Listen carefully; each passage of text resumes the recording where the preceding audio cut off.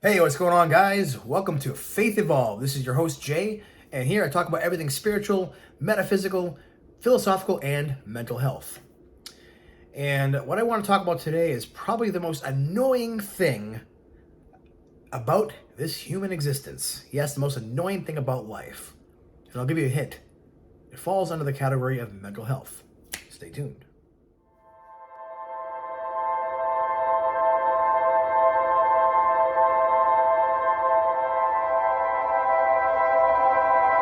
All right, thanks again for joining me today, guys and gals. Please don't forget to check out the video section as well. And if anything I have on my channel resonates, I would be humbly appreciative of your subscription. Also, don't forget to hit the notification bell so you get notified anytime I release any new videos. And lastly, don't forget to like the video, share it on social media if you like it. And of course, don't forget to write in the comments because I like to respond as many times as I can. So if you've been following me for a while, you'll know that I went through a dark night of the soul a few years ago. And it was one of the worst, most tormenting days of my entire life. Really, it lasted for weeks and months at varying degrees of just torture, of just existence. Just existing was torment. And there was no hope that what I was going through was ever going to end.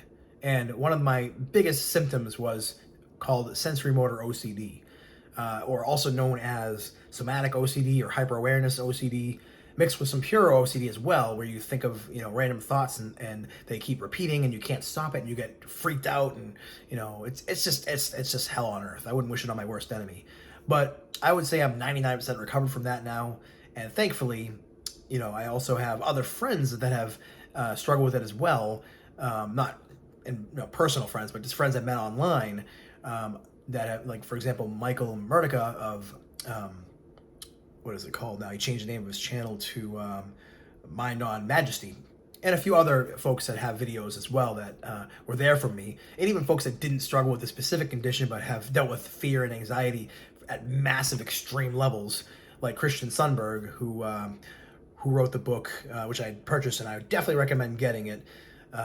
It's called A Walk in the Physical, and I'll post a link in the description. Please, it's one of the best books ever written out there that explains just the human condition and why we're here, and the spiritual realm, and just the progress that we're making here, and all it just goes into everything in very succinct language. Definitely recommend that book as well. But anyways, I went off on a little tangent there. But the point is, I know firsthand what it's like to struggle with just existential dread, anxiety, just the very existence being torture. Just being felt like torture. And it wasn't until I learned to accept it, and that's I'm still working on it every single day. But it's just that the hardest thing about it, even though I've overcome so much of it by letting go and meditating and just thinking positively, that little background radiation that's there, it just won't quite die. The good news is it's not always on my mind. Just like sensory motor OCD is not always on my mind. Just like, a bad breakup or divorce or a girl I was dating or whatever isn't always on my mind anymore, a few days, weeks, months after. Because, they say time heals, but it's not really time that heals. It's your attention on the right things, on positive things, more than your attention on the negative things and the harmful things, that over time builds new pathways in your brain, and you're focused on what you want more than what you don't want. But it is the most annoying thing for me, at least personally, to feel like that once you start feeling better, this is the most annoying thing right here. Once you start feeling better, you're like, oh, you check. Wait a second. I'm feeling better now. And then that thought makes you go, well, don't I usually feel anxiety? Shouldn't I be feeling anxiety now? I'm so used to anxiety.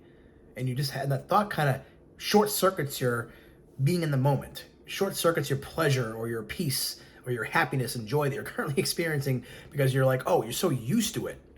You're so used to having that anxiety that you check. It's like a little, short circuit that goes off, or just a trigger that goes off and has you check to see, is anxiety still there? Oh, of course it's still there. and I think that, is there a place that you can get to where that goes away completely? Like you just completely forget about it. You're in the moment all the time. It never triggers in your mind, because there'll be times in your life where maybe you had a habit that you had, maybe smoking cigarettes. and maybe you were able to quit, and maybe it's been months or years since you smoked, and more as time goes by, you forget what smoking even feels like. You forget that you even smoked. It doesn't pop up in your head every so often, or even once a week or once a month. It's like I just don't think of it anymore. And I think that's how it's like, at least for the sensory motor OCD. It's like it doesn't pop into my head as much, and even when it doesn't trigger the same nasty, scary, existential dread that it used to do before. So it does lose its grip over time because I'm not focused on it so much. And when I was focused on it, what helped me get through it was saying, well, I'm focusing on this now, so what? So what? And let it go. Well, of course, letting it go is a lot easier said than done. And what letting it go means is really letting it be. Okay, it's there. And then you move on with your life. Maybe you were in the middle of playing a video game or work, or you were working out at the gym or listening to music or whatever it was that you were doing, and that nasty thought popped into your head. Oh, is anxiety still there? It's all the same. Literally every single anxious thought you have, whether it's OCD or it's PTSD or, PRO, whatever the heck it may be, it's all anxiety, just in different form, manifesting in different ways, trying to get your attention in a million and one ways, but it all comes back to fear. And once you recognize that it's all the same, which is a great lesson from A Course in Miracles, it's all the same. You go, oh, okay, there's not different levels that I have to, overcome. It's not like, for example, OCD might have sensory motor OCD might have several themes going on. Maybe not all at once, but maybe you have blinking. I'll just give the most popular ones: blinking, breathing, swallowing. Those are the most major ones people have with this condition. And yeah, you don't have to overcome all of them at once. As you get better, excuse me, you notice that all of it starts to fade. All of it starts to get less and less intense, and it happens less frequently. And when it does happen, it's not as strong and gripping. It might last for I would say maybe a few minutes to even sometimes just a few seconds. And even sometimes you can get to the point, which I've gotten, it's pretty rare, but it gets into my head for a second. It doesn't even trigger it for a second. It's just like, oh, I had the thought, and then I moved on. I went back to what I was doing before I was so rudely interrupted by it. I went just back to doing my budget or something on the computer, or I was maybe playing a video game, or maybe I was shopping, or whatever the case it was. It's like whenever you start getting into that flow state, I almost feel like this is the last battle, the last facade of anxiety and fear is the checking for it. And I think ultimately maybe this is fear itself speaking, because I'm still trying to figure this out, guys. I'm not claiming perfection here, but maybe the last battle is, you get to the point where you've accepted that you've accepted the entire existence. You've just accepted everything as it is, to the point where any thought that comes into your head is just, okay, let it be, whatever. No matter how negative it is, no matter how scary it is, you just let it be, And that's why I always push on anybody that comes to me for help, no matter who it is, friends, family, people that reach out to me on my YouTube channel that you're watching now. I had countless people over the years, reach out to me asking for help with the somatic/PRO sensory motor OCD. And it all comes down to, and I'm going to do a video on this, one last video. It all comes down to you not trusting yourself. That's really what causes this condition, in my humble opinion, is you don't trust yourself. You're afraid of yourself, and you're even afraid of God, or afraid of spirit, or whatever the case may be. You are afraid of existence, and you don't trust it. And you think that something outside of you is causing you to be afraid, when it's your own thoughts. Newsflash, any form of anxiety you are doing to yourself. And that's, to a lot of people, they might find that to be like, how dare you? That's so insulting. But if you think about it, there's literally no one else doing this to us. This is all, happening from our interpretation of the world around us. So once you realize that, yeah, it's scary as hell at first. But then you go, oh, if I'm the one that's doing this, I could change what I'm doing. I can change my mind about what I'm doing. I can change my mind about these thoughts and what they mean or don't mean.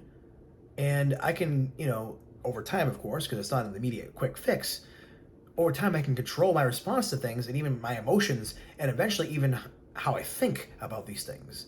And it's like, once the world figures that stuff out, I don't think we'll even need psychotropic drugs anymore. I don't think we'll need, anxiety meds anymore. Once people learn how to meditate and learn how to take control of their thoughts and renew their mind, as the Bible calls it, or, like the Course in Miracles, train your mind. Like, once people can do that, and I'm not claiming to be an expert, but I probably on the lower end of, expert when it comes to this, but from where I came from, I am really advanced from where I came from. I mean, some people don't survive this stuff. Some people commit suicide over these kind of things because it's so overwhelming. And I can understand, when I was there, I know what that felt like, where just existing was hell. Like, I know firsthand what that was like. And what's beautiful about this whole thing is you can get to a point where you even forget what that felt like. You forget how much that torment felt like. And it doesn't take that long, folks. It might take a year or two, but you're worth it. Because if I can do it, anybody can do it. I had the worst OCD, somatic OCD that I could imagine being possible. And I've heard other people, reach out to me, and theirs sounds bad because, I know what it's like, but I had like 20, 30, 40 different themes. Not to mention, on top of that, pure OCD. And on top of that, I was going through a divorce. And on top of that, I moved from one state to another. And on top of that, I had to switch jobs from being a permanent employee to a contractor. So I went through a hell of a lot of stuff all at once. It just came crashing down on me. And my soul was just crushed to almost nothing. Again, I'm not trying to compare my experience to yours. I'm not trying to say I suffered more than you did. That's not the point that I'm trying to make. The point I'm trying to make is I had it so bad and I came back from it. That should give you hope that you can come back from it as well.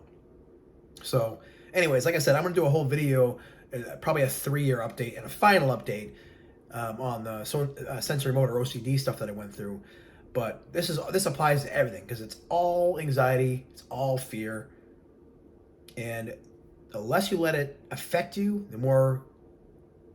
the better you feel about yourself, and the better you feel about even that thought coming into your mind, because you realize it doesn't have control over you. And that's freedom. All right, guys. Thank you for watching, and God bless.